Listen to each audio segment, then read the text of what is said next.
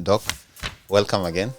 This time it's not the podcast, but we're just like doing probably like a weekly geopolitics, foreign policy, current affairs discussion. And I'm delighted with this. We still don't have a name for it, but I'm delighted to have you here. We talked last year.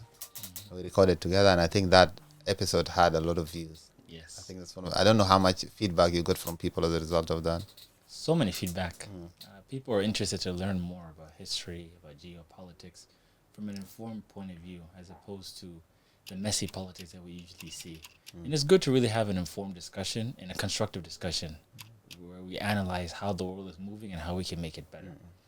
No, for sure. I couldn't agree more. And I think that's one of the things that I've seen also from that discussion is that, like, oh, I think there is an appetite for a because in this TikTok short video, quick takes age, I think there's still a space for an informed discussion. Yeah. I wanted to talk with you today about like Trump, especially like Trump's view towards Africa, especially this new Trump, because I think this Trump 2.0. This is in second term. I think probably like maybe we can start first by like saying like what is the first Trump and what is kind of the new Trump. I think when you say like the first and the new Trump, I would say Trump hasn't changed. It's mostly the people around him has changed. Trump has always had the same personality where he's been very showmanship, had that strong personality, the America First agenda, but now Trump is unique where he has a crop of people around him of these billionaire tech CEOs. You have people like Elon Musk, you have people like Vivek Ramaswamy. You have all these people who are influencing Trump's agenda more than the hardcore Republican right or the MAGA right. And it has created some tensions between MAGA and these newcomers. And what's so interesting is that many people within the Trump circle is like, well, these guys donate a lot of money to our campaign, so we really can't neglect them. So there's a fight between the donors, and who also want to influence policy, and those who are part of the Trump agenda for the sake of they believe in it. So it's an interesting mix. So you think there's kind of a disconnect between like there are people who are ideologically like conservative American values, what is it called, right wing and alt right and all those people, and then now you have the Elon Musk, the Vivek, Bill Ackman, like so many of these people who are now like, I think they're almost making it seem like supporting Trump is cool.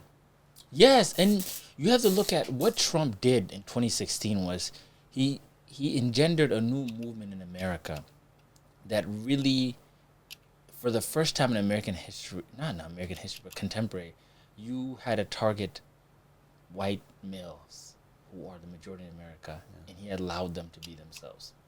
And that's what people refer to as the angry white male. Angry white males, where many people have seen themselves as being cut out, where you had a lot of these policies like affirmative action that helps Black Americans, Hispanics. You had things that help women. So you had white males who felt outraged and felt like they were not getting ahead. And these white males believed that Trump was their savior. I mean, Trump, for a lot of people, he's a revolutionary. You have to accept that. Whether you like him or not, to many people, Trump is a revolutionary. What he's doing is serving their interest. So I was asking you, like, you see there is a Trumpian movement that is transcending borders, and now you see this what's happening in the UK. There is a bit of, there is part of it which is kind of like people are now openly racist, but there is also part of it where like there are people who just feel like, hey, this is not my country anymore, whether they're legitimate or not. There is a feeling that of this angry white male frustration or stuff like that. Well, I think if you look at like the rise of the right that has been happening globally, the context is that after World War II, people saw the impact of nationalism. People began to fear the term nationalism, where people begin to rise up.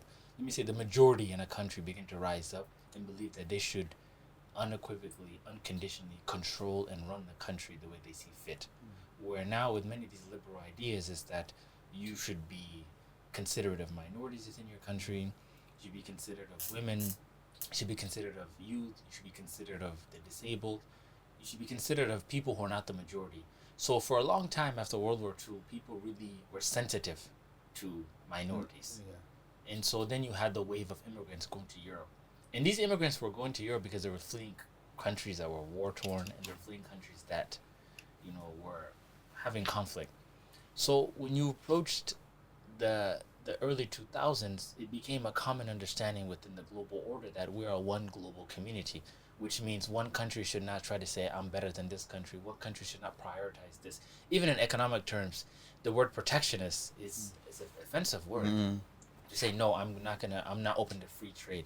And you had this movement was led by the United States, was led by Europe. Free trade, open your borders, let people come in, don't put tariffs. Diversity is our strength. And at some point, many people within these European countries, let me just say the dominant people, you can say the whites in these Europeans in Europe or in America, began to feel that this was against their interest. That's when you started seeing data coming out that by a certain year, the United States, the white is going to be a minority. Okay, that's a threat because elections are numbers. Therefore, the numbers that they have, they're losing because of these values. So these values became a threat to the white majority of many of these countries. And that white majority is what Trump tapped into. And I always say this, Trump appealed to many Republicans and Democrats, because there are Democrats who believe these values, because these are considered left-wing values. But they see that these values are contrary to their interests. So now when Trump starts saying, why are we giving money in foreign aid when we should be keeping it in America? Why are we letting China, beat us in trade? Why is America sacrificing at the expense of other countries? And you see this, this has shaped his foreign policy, because the United States contributes 1/3 of the budget of the United Nations. The United States contributes to NATO. The United States contributes, and even people argue that the United States is subsidizing European security. So when somebody argues that these Scandinavian countries have better healthcare system, have better education, are more developed, the counter argument is that, well, because they don't have to spend that much on their defense. They're on the border with Russia. If the United States were to pull out from these countries, they would have to cut spending from other sectors to bolster their defense. But now they're protected by NATO. They're protected by Article 7 in NATO, which says that a threat on one nation is a threat on all of them. So Trump began to tap into that, saying that America should not sacrifice its own interests to ensure that the rest of the world is living comfortably. And it went further to even aid. Why are we supporting these countries with foreign aid? USAID is building highways, hospitals, and clinics. Then you see pictures of cities in the United States who are slums. So a lot of Americans, not just white Americans, the majority of Americans are saying, wait a second, I work hard, I'm doing my best, I did the American dream, I did my part, I went to school, I got educated, I stayed away from trouble. Why am I still struggling? So that anger became directed towards this geopolitical order. Like Ukraine became a center of this discussion, especially the aid to Ukraine, became kind of like, there are a lot of comparison, a lot of parallels being drawn. Oh, we gave Ukraine 6 billion, this 6 billion could have done this. Could have helped whatever issues in Maine, or water issues in Flint, or the fires in LA, or homelessness. All this comparison, it's a very simplistic political rationale, very simplistic to the extent that it is as simplistic as is it not factual at times, but it kind of gained a lot of it gained a lot of traction, because you think about it. For example, Afghanistan, I'll give two examples of Al-Qaeda and the Taliban. The United States, since 2005, has spent over $2 trillion United States dollars, directly or indirectly, to counter terrorism, to, number one, prevent the spread of Al-Qaeda, and to prevent the spread of the Taliban. Now, as we speak, the Taliban are running Afghanistan. Yes. Al-Qaeda affiliates are controlling Syria. So this is a conversation that people are saying that, why are we spending this money and not even achieving our objectives? And the same thing you saw with the withdrawal of Afghanistan. It was very popular to many people.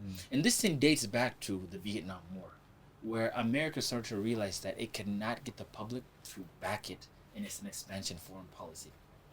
Where during the Vietnam War, America was there to contain communism. It was there to fight the Viet Cong, which it believes that, okay, if the Viet Cong wins the war, they're going to take over all of Vietnam, and it's going to be a communist state. And that eventually did happen. So America was there fighting. So when you have you had Americans seeing their brothers, their sisters, their relatives dying in Vietnam, it started a movement that's not our problem. So that's become the thing now, where people are saying, no matter what's happening in Ukraine, you're an American in Flint, you're an American in Los Angeles, you're an American in South Bend or in Des Moines. That's not your problem. What's happening in my town is my problem. If my federal government has money, they should give it to my area, not internationally. But part of American foreign policy is also about resources and either control of resources, protection of countries that have strategic resources for the U.S., or like the U.S. government is very clear. And I think what Trump did, he said the quiet part, he said it loud. He said like, hey, look, we're there for oil. Like in Saudi Arabia, like there is strategic interest. I think that's a strategic interest. Same because say about in Iraq, the U.S. government is in Djibouti to protect the shipping route, or in whatever other places. They're in Qatar, or at times they're in places where like protecting Taiwan, which is a very strategic semiconductor global manufacturing, and having them on the side of the U.S. is important. And you see them in South Korea or in all of these places, in Japan and in the rest. I think that part of the argument, like Trump is okay with it. Yeah, but also what's so interesting about Trump, where historically American foreign policy has been, but there's a two-pronged foreign policy. You have one side of it who argue that the U.S. should be promoting values, democracy, human rights, liberal values, ensuring that people have access to education, healthcare, etc. Then on the other side, you had the war hawks who believed that America should use its military might and expand its abilities. Yes. Trump came with a unique approach where he's looking at it from a business point of view in a mixture of geopolitics, where now he's asking the question, he's quantifying that, what is America really getting from these relationships?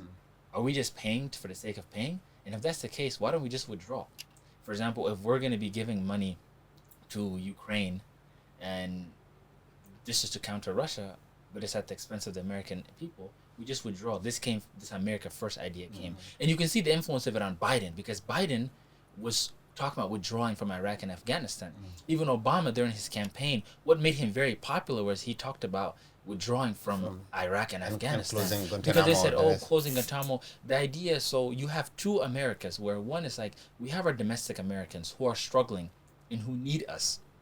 But also, for us to be the America that we want, we need a strong and robust foreign policy. We need a foreign policy that flexes our muscles. We show the world that we cannot tamper with. And it goes to the point of that still the global order, where America is still competing with being a global superpower. But sometimes it's the consequences of being a global superpower that our domestic policy is destroyed. And so it's a balance. They have to find that balance. When you look at the first time that Trump came, there was all this idea of adults in the room. Like he brought in John Bolton, Jim Mattis, like a lot of other people who are kind of like experienced, government, government professionals, people who have been there, like for the Republicans, he brought them in.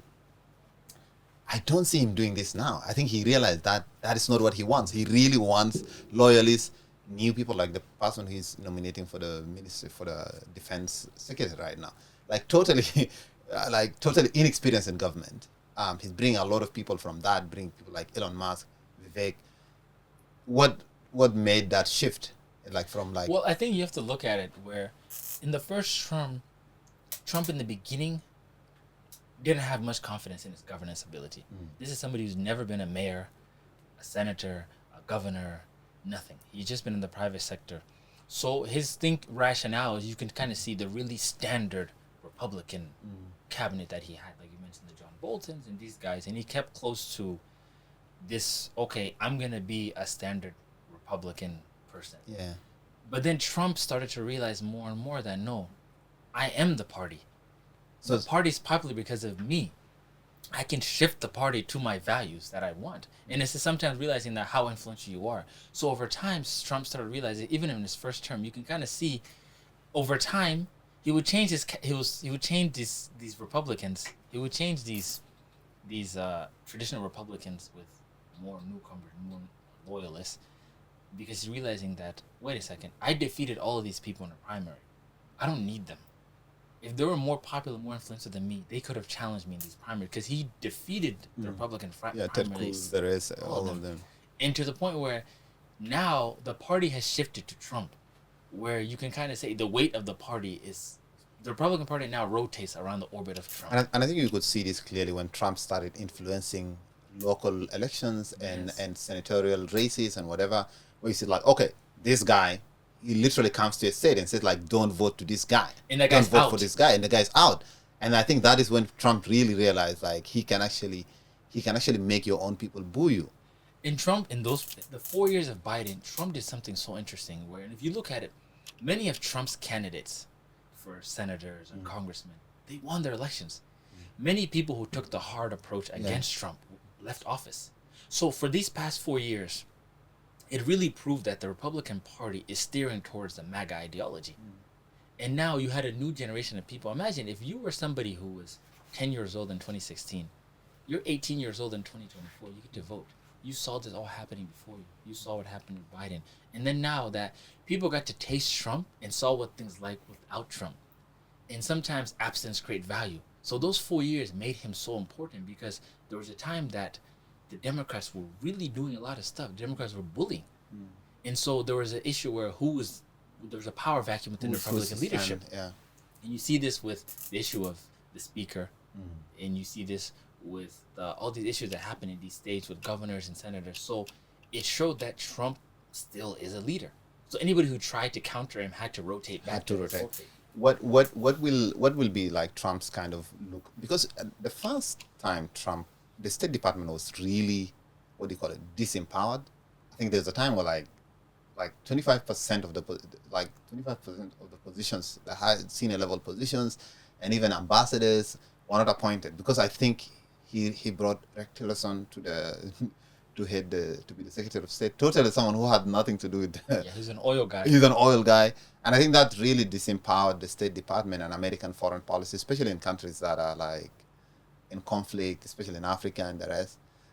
What will happen this time? I think you'll get more of the same. I think you have to look for Trump's foreign policy. When he brought Rex Tillerson is in energy. He was ExxonMobil CEO. Then he differed with Rex. And then he brought Mike Pompeo, who works at CIA. And Mike Pompeo was a very strong loyalist. I mean, he was a Trump He's loyalist. really Trump. Mike Pompeo's, he was Kansas, congressman from Kansas, and he played on to that, I'm going to be a Trump guy. So with Trump's foreign policy, the first term, you can kind of see how it was influenced. It was influenced from the White House, not from the State Department, where Trump took a very hands-on approach to his foreign policy. And he really felt like this foreign policy should be led by him, as opposed to a Secretary of State. You can see this when appointing his son-in-law to Kushner to lead the you had all these people managing these sensitive dockets. There is a time he had this lady who was from his apprentice show. What's her name? She had a name, and he sent her to Haiti. I forgot her name. She has one. He sent her to Haiti. Hey, go and deal with this.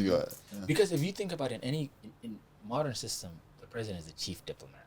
So, and you're going to see the same thing with Trump. Trump will appoint somebody because you need to fill the position, but also Trump's ideology differs from the ideology of his appointee. And you see this with Marco Rubio. Marco Rubio has just been confirmed as Secretary of State. Rubio and Trump differ on a lot of stuff. Rubio comes from the school of the Republican hawk school, where we should use Americans, muscle to compel other countries, where Trump's come from the business school where, okay, let's negotiate. Yeah. Let's bully them. Let's come with a hard approach, make some concession, and reach a deal. Yeah.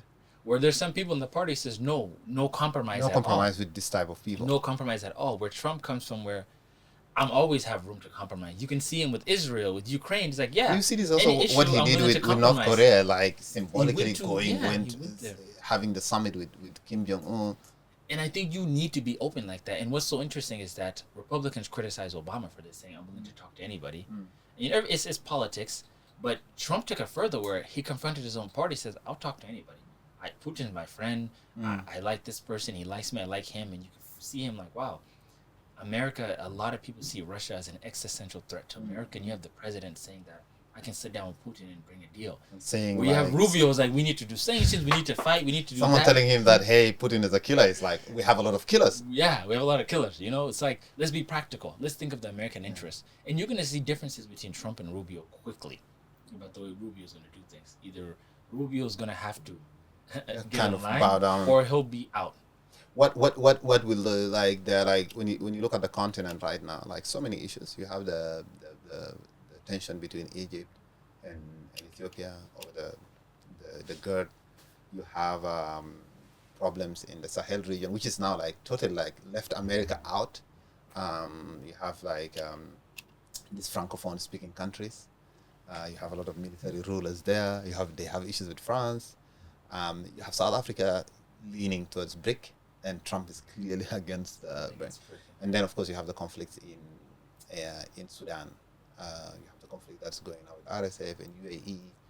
Intervention issues with that. And of course you have South Sudan and other areas. How will Trump navigate all this? I think Trump's Africa policy is going to be more of the same, but he's going to focus on a couple of things. The primary thing is going to be based on, usually historically, how Africa policy in the U.S. has been guided by geopolitical events taking place. The same thing you saw with Eisenhower in 1960 with the Congo crisis. It was influenced by the CIA and the Belgians, who said that Patrice Lumumba is an agent of the communists. Therefore, the CIA supported the execution of Lumumba and the toppling of Lumumba. And they propped up Mobutu with the belief that, okay, we're going to counter communism. You saw the same thing in Angola when they were against the MPLA and supporting, they were against the MPLA, and then they were supporting Jonas Savimbi of UNITA to counter, because the MPLA was clearly communist and all this. So what's going to influence American foreign policy is going to be global events. So you have two types of thinking. You have the thinking of aid, humanitarian assistance, and human rights. These schools of thoughts usually dominate the African political landscape in terms of American foreign policy. Then you have the groups of the geopolitics, though, people who look at, okay, what is China doing? What is Russia doing? What is India doing? Those people look at America's position, and they don't want China hegemony to expand too much into Africa. And you saw this with Bolton. Bolton, who was the national security advisor, he came up with an Africa policy talking about our primary objective in Africa is to quell China's influence. So Trump is going to look at it from this. With South Africa, they're going to pressure South Africa to leave the BRICS. Not they won't leave the BRICS, but to have less of our own BRICS, and not to promote the idea of leaving the United States dollar. In West Africa, Trump is going to take a practical approach to the military juntas, where before you had people condemn these military juntas. You had so many coups that took place. You have in Mali, in Guinea, Burkina Faso, in Niger. And Niger is a particularly interesting one because America's policy in the Sahel has been controlled from Niger because they had a military base for counterterrorism operations. That base has been closed. So is Trump going to reopen that base? Because now you have to look at how are they going to counter terrorism. Terrorism is still on the top of the table now of the U.S. Foreign policy. It was number one and is going to be there. Terrorism, China, Russia. They're going to guide these things. And you go to Djibouti. Trump is considering recognizing the independence of Somaliland. And this is to counter Djibouti because Djibouti now seems... because Djibouti is very close to China. Djibouti is basically... The United States doesn't have Djibouti 100% as an ally. The Camp Le Minier, which is a base in Djibouti, houses 6-7 major countries: the United States, China, Russia, France, Italy. You have so many countries. In Djibouti, that's their business. Trump is going to come and say, either you're on our side or not. So they might support Somaliland for strategic purposes. What are the similarities between Somaliland and Djibouti? Both of them have a coastal... The Red Sea. Controlling the Red Sea. Controlling the Red Sea is most important. And also, when you control the Red Sea, you have access to the Middle East. And also relatively less politically complex countries. Yes. So in terms of dealing with them. Yes, very less political. I mean, everything is politically complex, but the whole thing is strategically controlling the Red Sea. They would want Somaliland to be an ally to control the Red Sea. And from there, they could have more influence in the Middle East. And that's what they'd want. The same thing that now, if you look at, the United States doesn't really have influence in the Red Sea area there. If you have Yemen, which is in conflict. You just say that you're in conflict. Oman is there. Sudan is in conflict. Djibouti is not really there. Eritrea is not an ally of America. So strategically in the Red Sea, the U.S. would prefer to have a country that is an American ally there for strategic purposes, for military and security purposes. What will be the approach now to East Africa? Well, I think with East Africa is unique because in East Africa, the biggest ally for the United States is Kenya. Kenya by far. But Kenya also is promoting this SGR railway. In recent Ruto met with a Chinese official. They talked about how they want this to go to Uganda and you go to South Sudan. So Uganda also, Museveni has a unique foreign policy where he likes to play both sides off each other. I think he talks very very harsh, but I think he's a deal maker. He's very deal maker. He's practical. Yeah.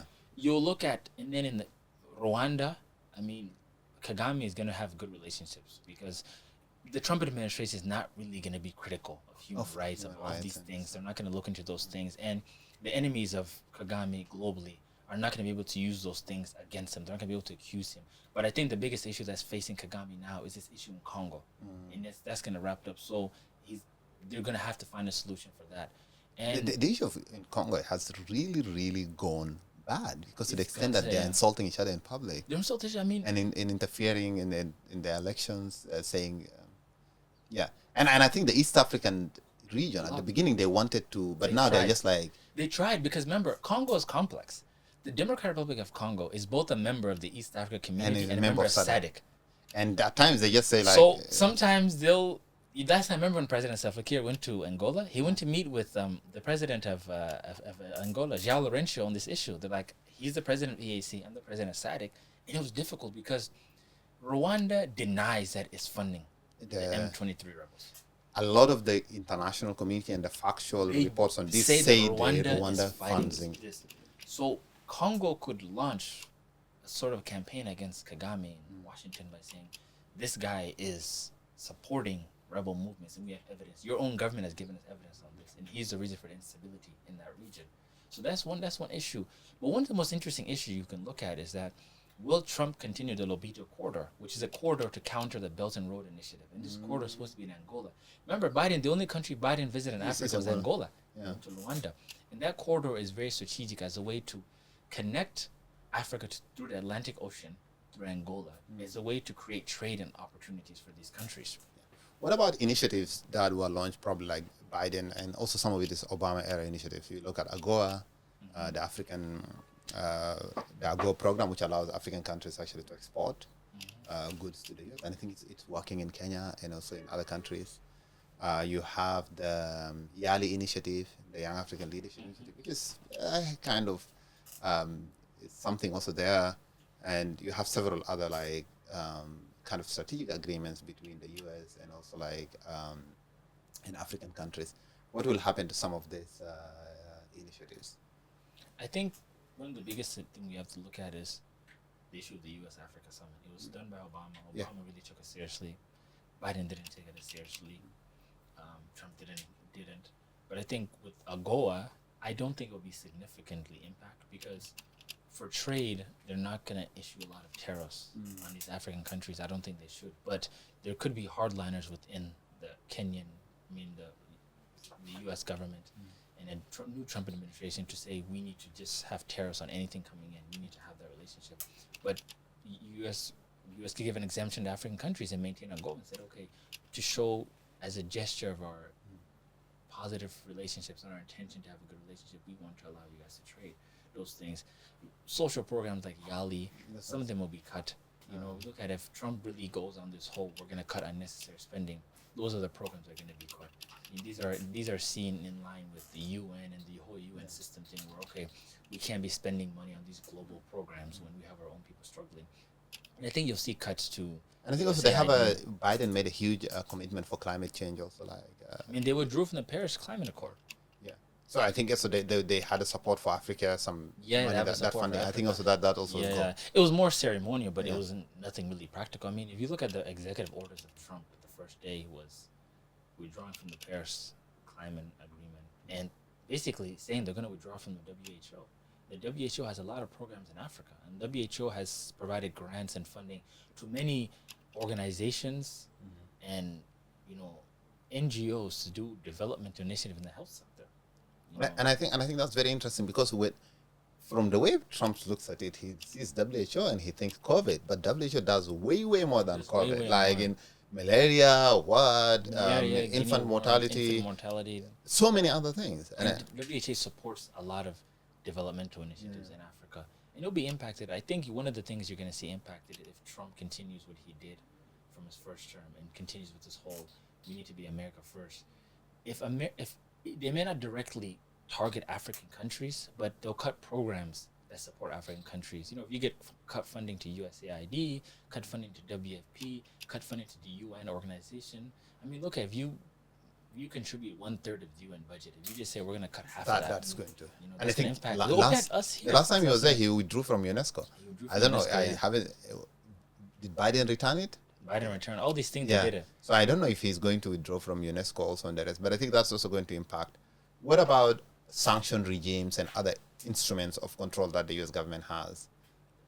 I think those ones for Trump, the sanctions regime, some of them are more aggressive than others, where you have basically, you know, you call it travel restrictions, asset restriction, business restriction. These are sanctions that are imposed on people that for you to do business in those countries, you need more paperwork, you need more documentation, you need more due diligence, etc. And those are done through between the State Department and the Secretary of Trade, where like some of the sanctions are South Sudan are more technology sanctions.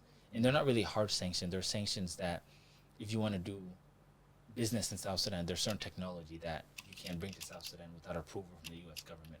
And in a way, it's to discourage you. So if you want to do business in South Sudan, you see all these things, you say, okay, I don't want the headache. You have much more aggressive sanctions like Iran, which he will use on Iran. He'll use sanctions on Iran because Trump is going to be influenced by Saudi Arabia. And that's with Iran. Yeah. Some of these sanctions include freezing bank accounts, freezing assets, blockades, stopping the selling of crude resources. Crude oil, right. And the question is going to be how aggressive are you going to be when it comes to implementing these sanctions? Because for the U.S., they can say whoever buys it, we'll sanction them. Yeah. Where before it's like you can't sell it, but if you get it to the market, it's not our business. Like now you have it with Russia. Russia is sanctioned, but they're selling their crude to China.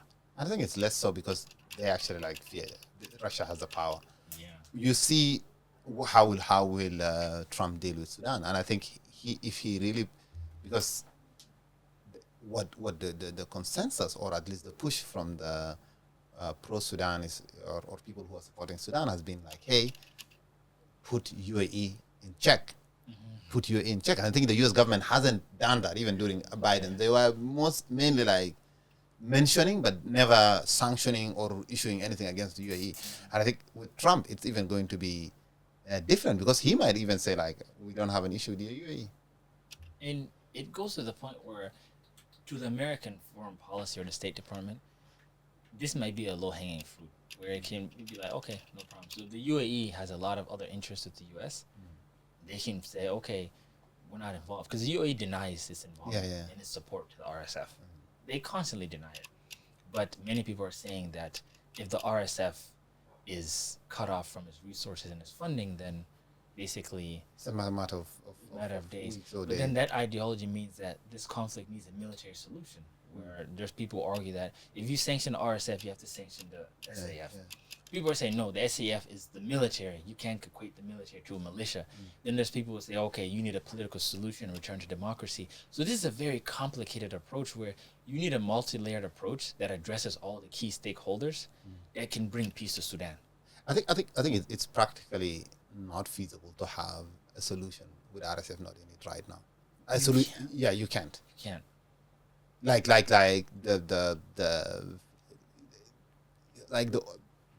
the least is like them being in Darfur. That has to be. It's the least. Yeah. And that's why, like, how do you get them to the negotiation table? Maybe you can push for the return to the agenda agreements. You can push for a return to talks. You can even facilitate. What you could do, you can press the UAE to solve the conflict. Yeah. Because everybody's idea is UAE, Saudi Arabia, these countries are the ones they have this thing. What will be the approach to South Sudan? There is an election coming, the discussions on... I think for South Sudan, the people who manage South Sudan are still going to be there, but one of the things they're going to look at is the implementation of the agreements and preparations for elections. And they're going to look at the aid system. I mean, you're going to see a review of the aid system in South Sudan, and the same thing with many other countries. But I think for the U.S., they've become very stagnant with the issues of South Sudan, where now this agreement, you bring these warring parties to the table and you tell them to sign an agreement, and now the agreements keep being extended. So what tool are you going to use to press for elections? You know, what is a feasible tool? because in foreign policy, you risk alienating that country. You risk alienating people of that country to go east. And that's why people are very careful. And that's Okay, why if they I don't want put to too do much pressure on certain, and this is going to be a balance in the State Department, where in America's foreign policy, the analysts are going to have to do a balance where if we pressure certain countries too hard, will they just openly be hostile to us and then be allied in terms of trade, in terms of development? Because you can have an ally, but are you going to have strong allies? Do you want the issue what happened in Djibouti, where now Djibouti is just kind of in the middle there? So with South Sudan, you're going to see pressure to implement the agreement. But I think humanitarian development, if Trump continues what he continued from the first term, you're going to see the loss of funding for a lot of big programs. And it could impact South Sudan because we have NGOs really. But how does South Sudan look at Trump, leave alone Trump looking at South Sudan? Because I can see from the street, the view of Trump is very simplistic. And very a lot of people admire Trump so much. I don't know why. I think people like the personality. For politics, sometimes the personality is what's attractive. Where Biden, he wasn't really aggressive, wasn't really out there, wasn't as charismatic as Trump. Whereas the same with Obama. Like, people like Obama because he had the charisma, he had the personality, he was articulate. With Trump, you get a sense of he's a personality. He's always in the news. He's always doing this, and people see him as just like, they just like him. They see him as appealing. But it's so interesting how you have Africans really, liking Trump, but even some of these policies of Trump don't even serve some interests. Don't serve African interests. Because today I was actually speaking about the WHO withdrawing from WHO. And also people saying, hey, this is going to help our government now to focus and step in for this health. I'm like, it doesn't work that way. It doesn't work. And actually, this is a tool that can be used to bring governments down in Africa. Yeah. Where you can say, okay, America is not going to do military intervention in Africa unless it's absolutely necessary in big cases where there's legitimate proxy war. And America usually is going to, in Africa, deal with military bases. They're going to have a base. But what America could do, the State Department can do, and you have people like Marco Rubio and Peter Palm, and these are people who influence African politics, who believe that just don't give them money. Let them figure it out themselves. Just cut funding. How much we give them every year? We give them X amount of money. Just don't give them that money. And so if you come and you make that argument, and this money is given to a lot of essential services and it's doing a lot of developmental initiatives, you're putting a lot of pressure on those governments. And so that argument is not fair in itself, because it implies that, okay, if you remove these things, these governments in Africa have the capacity to offer these services. To offer these services. But if they had the capacity to offer these services, you wouldn't have this NGO industrial complex in all these countries. Place, in the first And place. I think also a lot of these NGOs also, like, they hire a lot of Americans. Actually, I mean, but definitely that's a very different approach. I think next time when I kind of like we meet, I really want to talk more into the side of the tech side, because I can see now there is a lot of AI going to the moon, EVs. There are a lot of things that Trump have to reconcile with his base, which is kind of like really, really climate change denialism, blah, blah, blah. Yeah. And some of his friends who are like, hey, electrical vehicle manufacturers, and China actually beating them in the race for like EVs, and also like issues to do, and also like a lot of them, like, I don't think those MAGA Republicans are interested in going to the Mars or to the moon or whatever. So like, I think Trump will have to reconcile this group and with the this old group. And you're gonna see, you already see it. I mean, Steve Bannon was insulting Elon Musk. Steve Bannon is considered the front line of this hardcore MAGA movement. He disagrees with Musk, and he's like, okay, we took your money, but it doesn't matter. You can come here. Call him a globalist. Yeah, and Elon legitimately paid money, supported the campaign on Twitter. I mean, he used his own platform, and you can't even, how much money in ads would that have been? Yes. When you have the CEO of the, Twitter is one of the biggest social media networks, promoting a president and changing the algorithm to promote more right-wing content and ensuring that, like, encouraging people to vote for Trump. I think that's one of the people saying that's one of the biggest. It made the biggest dent in this election. It made a big dent. Yeah. And Musk is openly, he said, hey, I've not just money, I've given you my platform to help you win. And so you have this struggle. Akol, thank you so much. Hope to kind of touch base probably in a week or so. Okay, no problem. Thanks.